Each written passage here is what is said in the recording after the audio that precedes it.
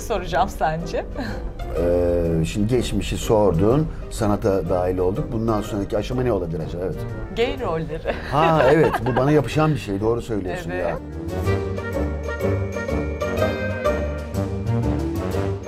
Sorulunca insanın aklına gelmiyor. Çok anı var. Tabii sıkıntı yok, ben beklerim ya.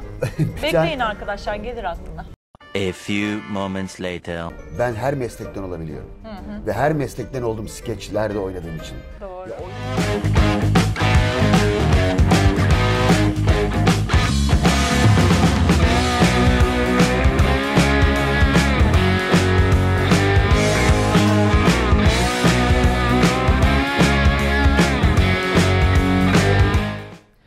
Merhaba arkadaşlar, nasılsınız? Beni sorarsanız her zaman söylediğim gibi bomba gibiyim. Yanımda çok muhteşem bir oyuncu var, sevgili dost Enver. Nasılsınız efendim? İdare eder. İdare eder. Bu dönemde idare eder. Evet, öyle doğru. Söyleyeyim haklısınız, yani. haklısınız. Evet. Gireceğiz o konulara, merak etmeyin. Peki. Ben şeyi merak ediyorum dost. Neden dost? Niye dost ismini koymuşlar sana? Çok değişik. Biz genelde köpeğimizin adına falan dost deriz. Tabii öyle yorumlar da yapıyorlarmış insanlar. Yani Bana gösteriyorlar. Ben pek internetle alakam yok da gösteriyorlar.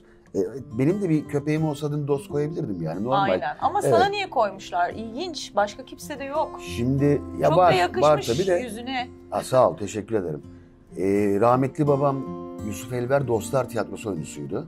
20 yıl Genco Erkal'la beraber oynadı. O orada oynarken ben doğmuşum ve o dönemde işte Halit Akçatepe'ler falan oynuyor o Dostlar Tiyatrosu'nda. Evet. Herkes de bir fikir vermiş orada. Burada doğdu, dost koy falan. Annemin babamın da hoşuna gitmiş. Yani Dostlar Tiyatrosu'ndan geliyor benim ismim ve ben Dostlar Tiyatrosu'nun kulisinde büyüdüm. Oyuncu olmama şansım da yoktu o yüzden yani. Doğru söylüyorsun. Evet. Niye ikinci sorumu yedin şimdi anlamıyorum Ben biraz hızlıyımdır ya. Acelem var, kusura bakma ya, o yüzden. 3-5 dakikayı halledelim, ben gideceğim diyorsun yani. Ama bir şey söyleyeceğim, gerçekten baban falan mı yönlendirdi? Genelde ebeveynlerimiz atıyorum Yok. Öğretmendi benim babam. Öğretmen olmamı istiyordu. İngilizce öğretmeni olarak düşünebiliyor musun beni? Ama senin baban da oyuncuydu, rahmetli, toprağı bol olsun. Hiç dedi mi dost hani oyuncu olursun diye? Sen de heveslendin. Hiç baskı yapmadı bu konuda. Hep beni özgür bıraktılar. Ama ben tabii kulislerde büyüdüğüm için hep tiyatronun içindeydim. Ve çocuk yaşta pek çok ünlüyle tanışma şansım oldu. Onların o meşhur sofraları, o sohbetleri hep içindeydim. İçimde vardı hep böyle bir aslında heves. Ama insanın düşünceleri hep değişiyor. Ben Gölcüklüyüm, Gölcük'te büyüdüm. Değirmenler Lisesi mezunuyum yani oralarda oturdum. Depremi yaşadınız mı? Biz oradan taşındık, daha sonra oldu ama ev sahibiydik orada ve o ev yok artık, yıkıldı o apartman. Yani ben orada okurken olsaydı bu deprem, evet ben yaşamıyordum. Çünkü o apartmanımız yok oldu. Orada bizim bütün sülalede böyle bir subay durumu var. Ve hepsi denizci. İşte rahmetli dedem, eniştem öyle subaydır falan. Hep böyle özenti oluyor. O beyazları ben de giyeyim, deniz subayı olayım. Ben dedim harp okuluna gireceğim. Ben subay olmak istiyorum dedim yani. Hatta lise sonunda matematik koluna geçtim. Harp okulu sınavına hazırlanıyordum ama insanın düşünceleri değişiyor işte bir şekilde. Değişiyor. O ara yok bende. Fikir nasıl değişti, ne oldu bilmiyorum. Bir anda konservatuvar sınavına girdim ben. Öyle kazandım falan, işte böyle oyuncu olduk yani. Öyle bir bayağı durum da oldu. başarılı bir oyuncusun. Sağ ol, öyle teşekkür ederim. Es sağ ol. geçme yani. Sağ ol. Levent Kırcı gibi önemli bir üstadla çalıştı. Evet. Şu an gerçekten onu da rahmetle, sevgi ve saygıyla analım. Peki sette onunla çalışırken komik bir hikaye oldu mu? Çünkü her yerde çekim yapıyordunuz, yolda, sokakta, evde. Yani çok şey var tabii de işte böyle sorulunca insanın aklına gelmiyor. Çok anı var. Tabii sıkıntı yok, ben beklerim ya. Bekleyin arkadaşlar, gelir aklına. Genelde böyle röportajlarda hep aynı anı aklıma geliyor. Hani çok takip eden varsa bu da adam da hep aynı şeyi anlatıyor demesinler diye düşünüyorum ama ondan başka anı gelmedi gene şimdi. Daha 3,5-4 ay oldu. Çok takipçim yok. Ama tabii sen olduğun için bu video çok tıklanır, o ayrı. Öyle mi diyorsun? Evet. Ben olunca tıklanırım yani. Tıklanırsın bana bebeğim. tıklarlar mı diyorsun? Tıklarlar bebeğim. O zaman tamam, o anı yalnız. Onu mu anlatayım? Peki. Yıllar önceydi. Sokak çekimi gene Mecidiyeköy'de bir banka soygunu çekeceğiz. Mecidiyeköy'ün ne kadar kalabalık olduğunu biliyorsunuz zaten. Yani, evet. Şimdi bu tip durumlarda setlerde her zaman film de çeksen, dizi de çeksen valilikten, emniyet müdürlüğünden izin alınır. Biz sokakta bir çekim yapacağız diye. O gün ne olduysa, ne atlandıysa ya da kim atladıysa izin alınmamış. Yani benim bundan haberim yok tabii. Eyvah. Ve bir banka soygunu çekilecek. Bankanın içinde kameralar, yani sokaktaki insanlar o kameraları görmüyor. Tabii. İçeride. Çünkü soyguncuların, hırsızların dışarıdan gelişlerini çekeceğiz. Sinan Benger bu arada kafasında çorap, elinde makinalı tüfek. Araba durdu. Biz içeride kameralar oradayız. Dışarıda durdu. O kafada çorap, makine. 3 kişi bankaya girdi. Biz çekime devam ediyoruz yani. Yaklaşık bir 5 dakika geçti. Sokaktaki vatandaşlar bankayı soyuyorlar diye polis aramışlar. Ay, şaka gibi. 5 dakika sonra içeri bir polis güruhu girdi. Böyle girdiler yani elinde silahlarla. Levent abi görmeseler belki bizi tarayacaklardı orada yani. Levent abi görüp bir durdular. Sonra kameraları fark ettiler. Ya insan bir haber verir dedi. Haklılar yani. Evet ya. Biz o gün öyle kim buraya gidiyorduk Levent yani. abi kullansaydı sahne çok gerçekçi olmuş. Evet ya. Ya vatandaş da duyarlı hemen şikayet etmişler yani bakın Aynen. böyle bir yani ihbar mı dediler ihbar etmişler işte. Hı hı, ilk Öyle böyle bir durum ihbar. var. Tatsız ama sonra tatlıya Tabii canım. bağlanan bir komik anı oldu yani. Tabii canım. Geçen hafta tiyatrona geldim. Teşekkür ederim çağırdığın için. Ben sana şöyle teşekkür ederim. Genelde böyle röportajları çok yapıyoruz yani televizyonlarda ya da internette. Hep böyle oyunlardan bahsediliyor. Hiç kimse oyunu seyretmiyor ama oyun hakkında sorular soruyor. Şimdi mesela sen işini çok güzel yapıyorsun. O Evet, yüzden çağırdım takdir ve ediyorum. geldim. Sen önce oyunu seyrettin. Şimdi oyunla ilgili bana bir şey sorma hakkın var. Yani bunu konuşabilme hakkın var. İşini disiplinli yapıyorsun. O yüzden teşekkür ediyorum. Ben yani. de teşekkür ederim. Siz İyi çok ki de başarılı geldin bir bu arada. oyuncusunuz. Sağ ol. Siz de iyi ki geldiniz. Şu Sağ an ol. birlikteyiz. Kahve içer Oyuna miyiz? gelmeseydim ben zaten gelmezdim röportajına. Gerçekten Ama mi? şaka yapıyorum canım. Aa, o kadar ortak arkadaşımız var yahu. Ömer'e de selam olsun bu arada. Ya ne iyi insandı ya. Ya evet rahmetli dermiş. Ya tamam şimdi dur tiyatroyu konuşalım çünkü merak ediyorum. Ne Evet. zaman açıldı yakalayamadım. Sinema ve tiyatrolar aynı anda mı açıldı? Aslında Eylül ayından itibaren özgürlük sağlandı bu konuda. Yani tiyatrolar açık olabilir dendi ama genelde seyircimiz Ekim ayında oyunları. Eylül'de şöyle bir durum var. Okulların açılma durumu var. Evet, İnsanlar doğru. parayı çocuklarına harcıyorlar. Onların önlükleri olsun, kitap, defter olsun. Bir masraf var ve böyle sanatsal şeylere pek gitmez halkımız. Evet. Yani önce çocuklar ki haklılar da yani. Doğru haklılar. O yüzden genelde de öyle şehir tiyatroları da, devlet tiyatroları da, özel tiyatrolarda hep Ekim ayında sezonu başlatır. Fakat mesela tarih itibariyle şu anda biz 20 tane falan oyun oynamamız gerekirdi. Yani genelde öyle olurdu şu tarihe kadar. Biz şu ana kadar sadece 2 oyun oynayabildik. Ya. Eskisi gibi değil pandemi yüzünden. Maalesef böyle bir durum var yani. Ve koltukların arasında haliyle mesafe Birer boşluk var, Ona kurallar göre o ve şey yapıyorsunuz. maskeli seyrediyor insanlar. Ya onu bütün diyeceğim oyunlar. sana şey yapasım geldi gerçekten. Hani çünkü sizin de motive olmanız lazım. Tamam arada alkışlıyoruz o sesleri Evet. duyun motive olun. Çok da Büyük güzel kahkahaları oynuyorsunuz. duyuyoruz tabii ki ama hafif şeyleri duyamıyoruz. Pankart açasım geldi. Şu an gülüyorum. Şu an ağlıyorum arkadaşlar. Oradan görsünler ki motive olsunlar. Oyuncu için çok Şimdi- önemli. Böyle bir ifade düşünsenize. Yani bilmeyen seyircilerimiz için söyleyeyim. Her tiyatroda vardır bu. Dekorlarda bazı yerlere delikler açarız küçük seyircinin Oradan- görmeyeceği. Biz oradan seyirciyi oyunu da kontrol ederiz. Çünkü bir aksilik olabilir. Bir yandan seyirciye de bakarız. Yani ben sana da baktım mesela geldi. Yani gülüyorlar mı, eğleniyorlar mı diye bakarız. Sen beni gördün mü oradan? Tabii ki gördüm Aa, ama tam odaklı delik açmışsın dediğin yani. gibi herkesin maskesi olduğu için Ay, hiçbir şey çünkü anlaşılmıyor. genelde şuna alışkınız hani oyun esnasında şu surata alışkınız. Evet, evet. Bu aynen. suratı göremiyorum çünkü maske var. Doğru. Büyük bir kahkaha olduğunu da duyabildik sadece yani. Aynen. Artık böyle bir süreç. Ama büyük kahkahalar da bayağı oldu. Oyundan biraz Oldu. bahsetsene. Çok güzel bir komediydi. 11 yıllık bir evlilik var oyunda. 11 yıl sonra artık monotonlaşmış bir ilişki var. Ne tür bir fedakarlık yapardınız ilişkiyi kurtarmak için? Oyun bunun üzerine. Yani kadın tarafından da nasıl fedakarlıklar yapılabilir? Erkek tarafından da neler yapılabilir? Tamamıyla ilişkiyi ayakta tutabilmek için. Bunun üzerine bir oyun. Kayra Şen Ocak ve Pelin Öztekin bu çifti canlandırıyor. Biz de ikinci perdede farklı karakterlerle Ferdi abiyle beraber oyuna dahil oluyoruz. Çünkü bir background'u var o hikayelerin. Flashback yapılıyor ve o flashbacklerde de bir sahneye giriyoruz. Hani böyle oldu da devamı aslında bu gibi. Evet, Evet. Benim de orada 2 tiplemem var. Evet, oyunda. biliyorum, oraya geleceğim. Ha, peki. Ama önümüzdeki oyunlardan bahsetsene, izleyicim belki izlemek ister, hani bilsinler ne zaman olacak. Şunu çok kısımda isterdim. Genelde şu röportajları yaptığımızda şöyle bir liste çıkartırdık. Evet, şimdi daha- Hazır. Efendim işte Kasım bilmem kaçta buradayız. Oradan bilmem. Genelde Anadolu turnesi sayarız. Yani Aynen, turneyle. aynen. Şimdi mesela turne yapamıyoruz. Hiçbir belediye oyun almıyor. Pandemi yüzünden yasak durumu yok ama almak istemiyorlar, cesaret edemiyorlar. Doğru. Seyircinin de gelmeyeceğini düşünüyorlar. Ya da insanların birbirine virüs bulaştıracağını düşünüyorlar herhalde. Hiçbir belediye oyun almadığı için Anadolu'daki insanlarımız soruyorlarsa niye artık gelmiyorsunuz? Belediyelerin oyun alması lazım. Yani size kavuşamıyoruz Doğru. oyun almadıkları için. İnşallah alırlar, biz de sizle kavuşuruz. Konu nereden açıldı? Böyle bir liste sayamıyorum sana. Hı hı.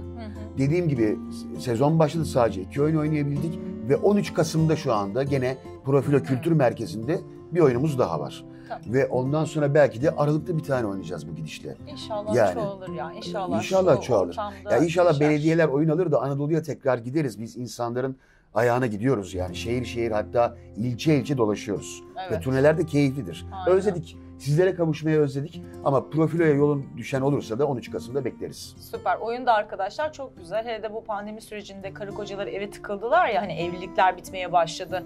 Bu olaylar bittikten sonra Evet. avukatlar çok iş yapmaya başladı. Muhakkak bir gidin, izleyin. Ondan sonra boşanmaya karar verin. Kurtarılabilen Aynen, şeyler var. aynen. Ay konuşamadım ya. Peki. Ne soracağım sence? Şimdi geçmişi sordun, sanata dahil olduk. Bundan sonraki aşama ne olabilir acaba? Evet. Gay rolleri. Ha evet, bu bana yapışan bir şey. Doğru söylüyorsun ya. Evet. Bak bu iş... Oyunda da vardı hatta. Oyunda da bir tipleme... çorbacıda Evet, garson rolü. rolünde Hı öyle. hı. Bu Türkiye'de maalesef böyle. Şimdi aslında güzel bir konuya değindim. Hı hı. Avrupa sinemasında ya da Hollywood'da böyle bir şey yok. Tabii canım, her şeyi Bu oynayabiliyoruz. iddialı cümleyi bir kez de senin programında söylemiş olacağım. Hı hı. Oyuncu her rolü oynayabilen insandır. Aynen. Fakat Türkiye'deki yapımcılar bir rolü sana yapıştırıyorlar. Evet. Ha, o bunu oynar ve bu role çağıralım gibi. Hollywood'da böyle bir şey yok. Yok, doğru Yani komedide söylüyorsun. oynuyorsun, dramda oynuyorsun. Hı hı. Yani devamlı bir gay rolü var. Ya işte dost iyi oynar gelsin. Oynarım, bu benim işim. Sorun değil yani, ama hep aynı şeyi oynamaktan ben de yoruldum Sıkıldın, açıkçası. değil mi? Evet. Yani daha geçenlerde bir film çektik gerçi. Güzel, kaliteli bir iş. Hı hı. Orada da onun için çağırdılar. Tamam dedim, işim bu, yaparım. Ama hep böyle olmasa keşke. Değil mi? Farklı şeylerde oynasam. İçinde kalan bir rol oldu mu oynamak istediğin ama oynayamadın? Şu açıdan olmadı. Demin Levent Kırca konusuna değindiği için Hı hı. söylüyorum. O bir skeç programıydı. Her şeyi oynadım. Benim mesleğimin en güzel yanı şu. Ben her meslekten olabiliyorum. Hı hı. Ve her meslekten olduğum skeçlerde oynadığım için. Doğru. Ya oynamadığım haklısın. meslek kalmamıştır. Bir gün düşünmüştüm bunu, gerçekten yok galiba. Her mesleği oynayabildim. O yüzden içimde kalan bir ukde yok bu konuda. Doğru. Ama şu an için dram oynamayı çok özlüyorum. Yani gelmiyor işte, bana yapıştırmışlar. Dost komedi oynar. Yok öyle bir şey. Evet ya, Bilmiyorlar ki ben maalesef. konservatuarda Hamlet oynayarak mezun oldum. Ya, değil mi? Keşke bilseler yani. Ben de mesela modellikten gelmeyeyim ya, çok Ha. zor yani benim işim. Sizden daha zor. Konservatuvar bölümünden mezun değilim. Güzel Hı hı. bir kadın ama Evet. şu rolü oynar mı diyorlar. Oynayamaz deyip işte profesyonel güzel kadın hırsız, erkekleri işte ayartan vesaire roller Halbuki geliyor. belki de yeteneklisin ve onu oynayabileceksin ama bu şans sana sunulmuyor değil mi? Aynen, sunulmuyor. Türkiye'de böyle maalesef yani. Aynen öyle, yapacak Evet. bir şey yok. Ben seni tanıyorum ama dost, özel hayatında nasıl bir insansın? Güne kaçta başlarsın, neler yaparsın? Soğuk bir insan mısındır? O kadar güldürüyorsun insanları. Şimdi hepimizin farklı anları var. Hı hı. Yani şimdi hep komedi oynadığım için insanlar da sokakta da hep neşeli olmamı bekliyorlar herhalde. Benim için orası gözlem Öyle bir şey var yeri. ama gerçekten. Yani gözlem yeri orası. Yani şarj deşarj durumu var ya. Hı hı. Ben gözlem yaparım. Bazen böyle çok sessiz kaldığım anlar vardır her ortamda. Çünkü yarın ben o rolü oynayacağım. O insanı oynayacağım. Öğrencilerime de hep bunu söylerim. Gözlem yapın mutlaka diye. Hı hı. Arkadaşlarım arasında, dostlarım arasında evet eğlenceli olduğum anlar vardır ama genelde öyle çok da sokakta da göbek atarak dolaşan bir adam değilim. Yok canım. Ben de o kadar da insanım. değil. Yani benim de hayatla ilgili zorluklar yaşadığım anlar var. Bu özel ilişki olabilir, bu işle alakalı olabilir, ailevi olabilir, sağlık durumu olabilir. Yani benim de üzüntüm, mesela fotoğraf, kimseyi kırmam, fotoğraf çektiriyoruz Hı hı. mesela. Ve abi gülsene diyor. Ya o andaki durumum o değil ama şimdi sırf onu kırmamak için sahte. Ya ama ben seni kırmamışım zaten, bir de onu deme artık Hayır, yani. evet, doğru söylüyorsun. Ya öyle bir durum Ya, var. Zor, aynen. Yani tabii ki her zaman böyle güle oynaya bir durumumuz yok. Doğru. Biraz daha sessiz, sakin olabilirim. Hatta belki insanlar dışarıdan ay ne soğuk adam diyorlardır. Olabilir yani. Şimdi göz önünde olunca tabii senin birazcık somurtman onların bir sürü eleştirisine. Ha bu arkadaşların arasında da var. Ya dost bir şey mi Var var? mı? Ne oldu? Niye gün? Ya o an bir dinlenme anı o. Ya da bir gözlem anı yani. Aynen. Ya 5 dakika sonra yaparım ben size bir espri. Rahat Ben de ol. sessizlik severim. 5 dakika susarım Evet ama bana ya. da aynı tepkiyi Huzur. veriyorlar. Ama işte sen hiperaktif ve eğlenceli bir insansın. Ben de az buçuk öyleyim. Birbirimizi daha yeni tanıyoruz ama bizden hep şey bekliyorlar galiba. Hep gülmeleri, eğlenceli, hep espri yapalım. Aynen ve eğlendirelim. Ama Ya. palyaço değiliz ki olmuyor yani yapacak bir şey yok. Peki sana ne sorayım başka? Aşk desem var mı bir şeyler? Flört var. Flört mü var? Bu arada Flört. sen 2 kere evlendin, boşandın Evet, değil mi? evet. Evliliğe bakış açını öğrenebilir miyim? Saçma. Değil mi? Fazla mı net oldum? Evet. Ya tabii ki şimdi böyle deyince yanlış anlaşılmasın. Yani çok evli insan var. İnşallah ömür boyu mutlu olursunuz tabii ki. İnşallah tabii. Kimse ayrılmasın. Ben üzülüyorum. Kimse ayrılmasın. Ama yani evlilik bir monotonluk ya. İster istemez. Aşk dediğin şey kısacık bir ömrü var. Çabuk geçiyor. Ondan sonra hep derler ya sevgi saygı kalıyor diye. Sonra bazen konuşacak bir şey de bulamıyorsun. Yani her gün aynı evin içinde aynı insan ya da bana göre değil diyeyim. Kendi adıma konuşayım. Yani olmuyor Aslında ya. işinden Kavgalar öyle dolayı başlıyor işte. Yoğunsun. Ama Yoğunduk. Şu anda pek yoğun şu an değiliz tabii evet. pandemi Onun yüzünden. için herhalde boşanmalar da arttı. Gerçekten Evet bu dönem çevremde çok birçok olmuş. kişi Çok boşandı. olmuş. Ya ben aşkı seviyorum. Bence aşksız hayat çok boş bir hayat. Yani Evet. o kalbin hızlı atması. Yani elin tuttuğun zamanki heyecan, gözlerine bakarkenki durum. Aşksız bir hayat boş bence. Evet ama Aşk o 20 gün yaşanmalı. falan Ama sürüyor. illa evlilik olması bana göre gerekmiyor yani. Bitiriyor değil mi? Yani aynı evin içinde bir yerden sonra ister istemez monotonlaşıyor yani. Evet doğru. Ya olmamasına imkan yok yani. Doğru. Peki sana bir şey daha sormak istiyorum ya. Hayranlarından seni bu gay rollerinde devamlı görmekten bir komik hikaye vesaire bir şey oldu mu? Hayranın biri gelip de sana bir espri patlatmış oldu mu? O ciddi ciddi sormuştur ama hani senin için komik bir hikayedir anlatabileceğin. Şimdi aklıma şöyle bir şey geldi. Şimdi isim vermeyeyim, çok ünlü, çok başarılı bir tiyatrocu hanımefendinin doğum günüydü. Bir yerde oturuyorduk. Sonra bir arkadaş dedi ki gay bara gidelim mi dedi. O hanımefendi de dedi ki ya bugün benim doğum günüm, basın ne yazarsa yazsın dedi. Eğlenmek hakkım, gidelim merak ediyorum. O deyince ben de gaza geldim, dedim ki ben de ortamı görmek istiyorum. Dedim siz de geleyim ben de o zaman. Hayatımda bir kere öyle bir deneyimim oldu. Girdim. Çok eğlendiklerini de gördüm bu arada. Sadece bu arada gay değil yani normal hetero insanlar da gidip Öyle eğleniyorlar. mi? Öyle Ben bir bilmiyordum bardı. mesela hiç gitmediğim için. Fakat şöyle bir şey yaşadım. Girdim, daha kapıdan 2 adım falan atmıştım. Biri koluma yapıştı. Dedim daha burada mı başlıyor her şey? Eyvah dedim böyle. Döndüm. Şunu dedi bana. Bana bak dedi. Hep biz oynamayı biliyorsun. Gel de gözlem yap biraz dedi. Ya. Haklı. Doğru. Haklı. Ben de zaten onun için geldim dedim. Gözlem yapmak için. İyi demişsin. Gelecek projen var mı bu arada? Film vesaire. Şimdi pandemi, bunu herkes sana söylüyordur.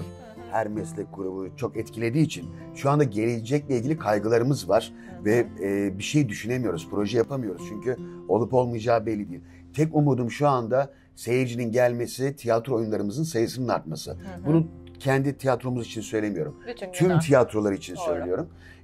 Lütfen gidin. Bizde virüs yok salonda. Zaten geldin gördün, Aynen. sen de bunu söyleyebilirsin. Birer koltuk boşluk bırakıyoruz. Ve insanlar ağzında maskeyle oyunu seyrediyorlar 2 saat boyunca. Biz virüs bulaştırmıyoruz kimseye. Lütfen tiyatrolara gidin, tüm tiyatrolara. O yüzden bir plan yapamıyoruz. Biraz daha bu süreç inşallah azalır, yani hastalık sayısı azalır. Biraz daha normalleşiriz inşallah. O zaman ikinci bir oyun yaparız. Yani proje olarak sadece bu olabilir şu anda. Ama film falan vesaire bir şey var Film mı? daha yeni çektik. Hep Yek filmin serisi 4.'yü çektik. Orada da bir konuk oyuncu olarak beni çağırdılar. Bir rol vardı. Yeni bitti. Fakat bu pandemi döneminde gene sinemalar faaliyette değil. Evet. Yani. O yüzden vizyona ne zaman girer bilmiyorum. Hiçbir şey belli değil. değil yani. Belirsizlik içerisinde Ya da belki gidiyoruz. dijital ortama satarlar. Olabilir. Belki orada yayınlanır. Onu da bilmiyorum ama çok eğlenceli bir film olduğunu söyleyebilirim. Aynen. Keyifli oynadım ben Bu de. yeni sisteme alıştın mı dijitale? Yani bizim işimizde de artık bayağı ön Mesela planda. bu YouTube'la ilgili falan gibi şeyler mi soruyorsun? Aynen. Güzel bir soru çünkü ben pek çok insanın aksine biraz zıt oluyorum bu konuda. Ben alışamadım. Pek alışmaya da niyetim yok.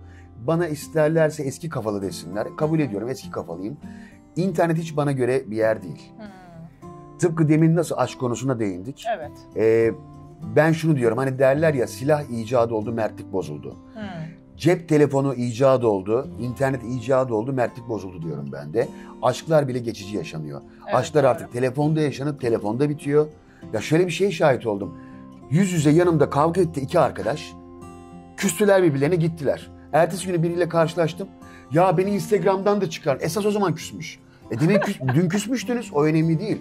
Instagram'dan çıkarınca gerçek küslük başlamış. Evet, doğru. Bu kadar mı söylüyorsun önemli ama, ya? Doğru söylüyorsun. Ben buradan söyleyeyim seyredenlerimize de. Twitter'da yokum.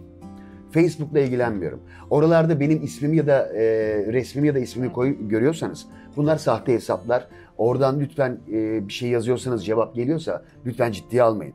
Instagram'da da gizli sayfayım. Sadece arkadaşlarım var. Ben tanımadığım insanı kabul etmiyorum. Lütfen bana istek yollamayın, sizden rica ediyorum. Kabul etmiyorum. Arkadaş arası eğlenceli. Ben takipçim artsın diyenlerden değilim. Saygı duyuyorum. YouTuber'lara da saygı duyuyorum. İnternetle uğraşanlara da saygı duyuyorum. Bu bir meslek kolu haline geldi. Ben eski kafalıyım. Sizlerden özür diliyorum. Bana ne olur istek göndermeyin. Ben o yüzden de özgürüm. İstediğim her şeyi paylaşabiliyorum. Küfür yemeyi sevmiyorum. Çünkü arkadaşlarımda görüyorum yorumlarda küfür edenler var. Para isteyenler var. Ben bunlara gelemem. O yüzden kusura bakmayın yani. Kendini biliyor arkadaşlar. Doğru Evet. söylüyorsun Ben ama. böyle bir hayat. Ben aşkı da karşılıklı yaşamayı seviyorum. Telefondan yaşamayı sevmiyorum. Tentene değecek aga. Aynen. Ay bırak, ne güzel söyledin. Bravo. Yani. Peki dost, son soru. Bütün Evet. oyunculara, işte müzisyenlere, sana, herkese soruyorum meslek dalına göre. Yeni nesil oyunculukla ilgileniyorsa nasıl bir yol izlesinler? Çok mu seyahat etsinler? Gitsinler direkt okulunu mu okusunlar? Film mi izlesinler? Ne yapsınlar sana göre hocam? Öncelikle seçmeyin böyle bir mesleği. Hele pandemi döneminde görüyorsunuz ki aç kalıyoruz, çalışamıyoruz. Normal, namuslu bir işiniz olsun. Boş verin bizim mesleği. Biz bir kere bu yolun yolcusu olmuşuz. Ben başladı 30 sene olmuş. Ben başladığımda sadece TRT vardı. Özel kanal diye bir şey yoktu. Biz o zaman devlet tiyatrosu da oynayacağız diye yetiştirildik yani. Ama gene de şaka bir yana ciddi şöyle bir cevap vereyim. İstikrarlı bir şekilde giden biri olursa ne yapsın? Eğitim şart denir ya. Evet. İlla konservatuar okumak gerekmiyor. Yani ben bir konservatuar mezunu olarak söylüyorum bunu. İlla konservatuar okumak gerekmiyor. Ama bir ustanın yanında yetişmek gerekiyor. Doğru. Özel bir tiyatroya da girebilirsin. Doğru. Ya da özel bir kursa da gidebilirsin. Bir ustanın yanında eğitim almak şart. Eğitimsiz olmaz. Bir kere doğuştan yeteneğin olacak. Yeteneğin yoksa zaten yapamazsın. Müzikte de böyledir. Evet. Biraz yeteneğin olduğunu düşünüyorsan mutlaka birinden bir eğitim almalısın. Bir ustanın elinden geçmen şart. Onun dışında öğrencilerime söylerim, özel okullarda eğitim verdiğim için. Biliyorum. Gözlem yapın mutlaka derim. Her şeyi gözlemleyin. Yarın o rolü oynayacaksınız, o insanı oynayacaksınız. Hani bunu tavsiye edebilirim. Gözlem yapmak ve bir ustanın yanında yetişmek. Sen de öğrencilerine yılan ol şimdi bakayım falan diyor musun? Yılan değil de başka şeyler yaptırıyorum tabii ki. Ya bütün bunlar komik geliyordur insanlara da. Hepsinin birer amacı var aslında. Yani Doğru. o şekile girmelerin. Ben de farklı uygulamalar yaptırıyorum tabii ki. Oluyor. Var, faydası var bunların ya. Var, Oluyor var, yani. var ama yeni nesil işte birkaç tanesi geçen konuşuyorduk çocukların yeni jenerasyondan kursa gitmeye başlamışlar oyunculukla ilgili. Ördek oluyoruz, yılan oluyoruz. Bunun için de para veriyoruz diye daha çok güldüm onların o Bütün dersler laflarına. bunun üzerineyse yanlış tabii ki. Bu bir derste verilecek bir şey zaten. Yani o herhalde geçişin, o ders çıkışına ben denk gelmiş yani oldum. vücut da bir enstrüman. Vücut Doğru. enstrümanını kullanabilmek, o geçişleri yapmak. O yılandan ördeğe geçiş gibi bir şey var. Zaten yılan olmaya gerek yok. Günümüzde çok yılan var zaten aramızda. Aynen. Yılan olmaya gerek yok. Ya var, bunların bir mantığı var ama her ders bunu yaptırıyorlarsa hangi kurumsa o yanlış. Yok her Yani, ders değil. Her değildir ders değil. herhalde yani. yani. Çok ilgilerini çekmiş. İlk defa gidiyorlar böyle bir oyunculuk kursuna. Ördek olduk, yılan olduk. Bunun için mi para veriyoruz diye ya da beceremedi artık neyse. İçine oturdu. Arkadaşıyla dertleşiyordu kafede. Derken ben de konuya hakim oldum. Peki çok teşekkür ediyorum vakit ayırdığın için. Bu kadardı yani. Bu kadar Bu hayatım. kadardı. Güzel ya. Güzel değil mi? Kısacık geçti gitti yani. Aynen. Hadi gel yemek yemeye gidelim. Ha, o derece. Gitmeyelim mi? Seyircilerin ne olacak? Ay tamam doğru. Onlar da mı haklısın. yesinler? Bir vedalaş bari bence. Ha, doğru, tamam. Evet. Arkadaşlar sizi seviyorum. Bir başka videoda görüşmek üzere. Bizim işimiz var. Fazla bekletemeyeceğim onu. Görüşürüz.